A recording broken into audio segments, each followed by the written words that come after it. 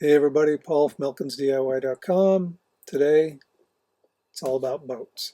Particularly me and Brian from American Boathead getting together in Eastern Washington and paddling around, talking boats, boat regalias.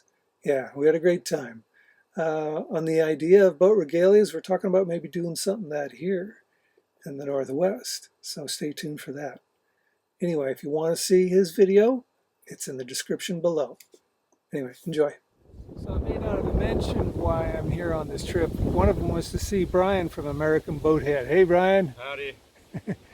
Brian came out and we're at, let's see, Steamboat Park, a little launching area here, and we are doing a test run on this boat that he just created. It's got a few leaks already, but hey, it looks cool. I'm anxious to see how it works. If you're gonna sink, you might as well look cool sinking. And this is fully untested, so I wouldn't be overly surprised to have a fire. I have no idea how this is gonna go. Might as well give it a ride before it sinks, you know? Yeah. First time, you don't know what to expect. Feels a little tippy already. So this is gonna be testing the electrical too. I don't know. Got this homemade throttle thing. Yeah. Okay, so here we go. Oh.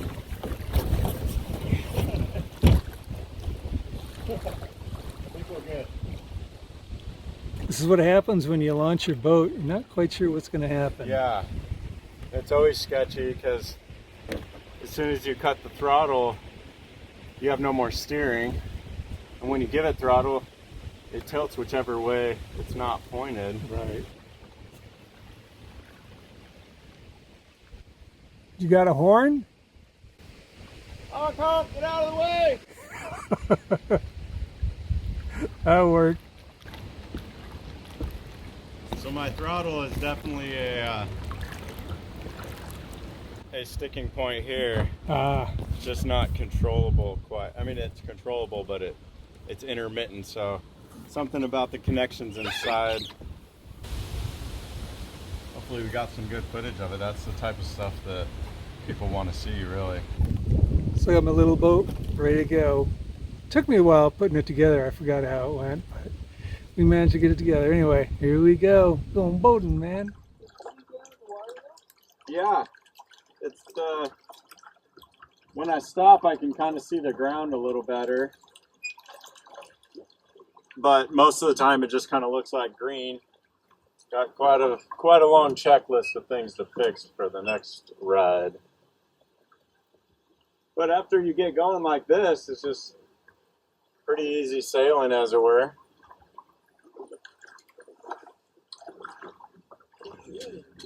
Oh, you already hit ground there? Oh, there's some big rocks. Whoa! Whoa.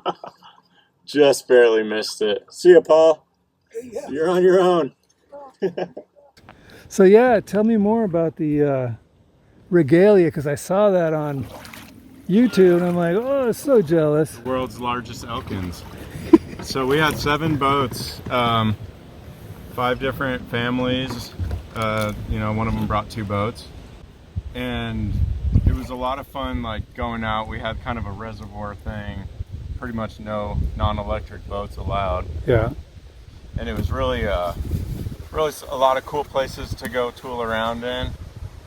And where was it at again? It was in Illinois somewhere. Okay, I knew it was a ways away. Of course, I don't know. There's Oh yeah. there's a pirate sword. I don't care about the sword. I'm looking at the gun. Yeah, and here's the cannon. You're saying it's about a 50 caliber almost, or 40 something. I think it is a 50 caliber. I have to mic it. It's either 45 or 50. Yeah. But obviously, I don't put any ammunition in it. Right. Any Sure. projectile, but Yeah. 50 caliber wad of paper. yeah, 50 caliber wad of paper. And it makes a report. Yeah. Don't point that thing at us and say that. You got a live cannon there. Whoa! Yeah, I had to fly there. Oh, sure. Luckily, the people there, we all had kind of a little bit of COVID money, and they were graciously gave me, like, some of them $100 Nice. each, and that with my COVID money, it was really easy to handle. But in between, when we'd come back, we'd go out for an hour and you're kind of like maxed out, you're Right. tired. And we'd come back and we'd all talk about like, oh, what do you think about fiberglass? How many layers should you have? What do you think about, one of the guys, Daniel, had brought in some samples of styrofoam with glued on layers of fabric and glue, and we all kind of tested them and tinkered around and then talked about other stuff, pretty much everything but politics, which was awesome at that time. Right. Just like we were all just ready to relax a little bit, and Yeah. so we would talk about our experiences building the boats. We'd look, seeing in person is a lot better than on the video, and you kind of realize how much each of the builds was influenced by not only your build but their own, Right. each other's. Like some of them were neighbors and they helped each other. And you'd have an electrician, this guy Robin, he had a whole switch, like from an old house, where you'd throw a switch on the whole main breaker, and then he had all the plugs for different breakers for his whole electrical system, and then a fairly simple modified Miss Sally for the rest of it. And then you'd have this other guy, his motor was on the back, and then he had the controller, his name was Ken, up in the front. And so very little went into it mechanically, but he had wood inlay and cherry and all this tiger striped wood, and it was so cool just to see each person's specialty come out in the boats. And so That's what I would have really enjoyed. you would have had such a blast. And then like how we're realizing like people that have the same hobbies are also similar people. Yeah, So yeah. we're all a little out of the norm, I guess. It couldn't be less judgmental than talking to somebody who also built a weird Right. boat. And right. And you didn't realize how uncomfortable you are explaining it to strangers until you were with somebody that was into it and knew who Paul Yes. Elkins was and knew the lore, and it was really cool. So over there, it was like there was just 10 people that were just right in that area. That is cool that happened. Yeah. Just happened to be in Illinois area. Yeah, a lot of them were from Indiana. One of the guys drove in from Kentucky, I think. And Jeez. so there was some driving, and some people, made it happen. And I flew in, so obviously I didn't have my boat with me. But Right. one of the guys brought 3 boats, his and his wife, Really? Daryl Shriver. Yeah. So we had 3 boats between him, and his wife was, cooking and doing stuff. So anytime you wanted to go out and cruise, maybe 2 of you wanted to go out, you grab the closest 2 boats, and it was kind of a unsaid policy of take what you want, bring it back when you're done. Like there was so low pressure, and it was really neat to Well, have a community. this is what I was hoping would happen, honestly. I really was hoping that people around me would build the boats, and there have been a few. Yeah. And I've got their address. I'd like to contact them now and wonder if they want to do something like that. I would make the trip if you could, not to put it all on you, but if you/we can get some people to show up to Seattle or here again, I'll do everything I can to show up. It's really stressful building up to it, just like the maiden voyage of this boat or any other. Yeah. And then you get out on the water and it just kind of washes away. It's not just fun, but it's such a relief of all the things that could go wrong, not going wrong. Yes. And then you get the added thing of like a celebrity feeling when people are like, whoa, number one, did you build that? And it's like, obviously I did. Yeah. But Yeah. that's just like, that's so cool. How's that work? Oh, wow, that's so cool. I've never been brave enough to wear the skipper hat. I feel like that's also your trademark. But It blows me away of how many people have been throwing the skipper hat on. Even from Europe, guys speaking some foreign language. He's got Yeah. the skipper hat on. I'm like, oh my God, really? it should be the thing, really. Yeah. Yeah. There was a time at the beginning when, like we were talking about the business side of it, where it felt like there was a competition between you and I because It was a healthy competition. it was, but since we didn't communicate very much, I never knew, like, if you thought I was like, my way is the right way, I don't like calls. No. There was no I judging. There started was this or something. pure Yeah. grins, man, Yeah. all the Oh, way me through. too. I'm Yeah. not going to claim I'm the first original. It's like, hey, this is something that probably existed in the 1960s in some Popular Mechanics Sure. mag, Yeah, right? for But sure. Yeah. those articles were a dime a dozen back Yeah. then. But now it's like, oh, that's a pretty good idea. You Yeah. know? Yeah, and in So- the comments, people would argue about it, and they'd show a video of some motorcycle sidecar that turned into a boat, and it's Right. like nobody really came up with it, but Exactly. We're with reintroducing the with the idea. timing and the simple design that you had of the Miss Sally, it was just so obtainable, and it was so simple, and it showed you getting it out of the truck, putting it in the water, and it was just like immediately when I saw it, I was like, I can do that. I know I can do that right now. And even if it's a square box, you have this trolling motor, it's going to work. If Yeah. it doesn't sink, it's going to work, and it's fine. Right. And then I built the first one that looked very similar to yours. It's also a little windier than I would like. My trolling motor there. Do a quick systems check, see if my steering's working. Got the hose clamp on there good and tight. I think she's ready to float. Oh geez, oh geez. Probably should slow her down a couple notches. So, yeah, you can see in the back there's a little bit of fresh water. But all in all, it did pretty good. I can't complain. And it wound up, the cost was so low that I was just like, I'm going to build another one because I have, demoed my parents' basement and I have all this material. Oh yeah, I'm just shaking. I get so excited. Oh shit, it's on. Where is...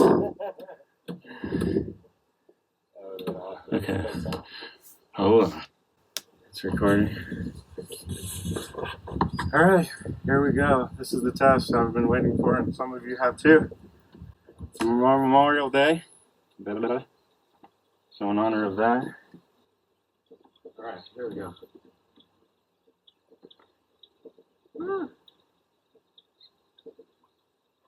It was just like a whirlwind of ideas.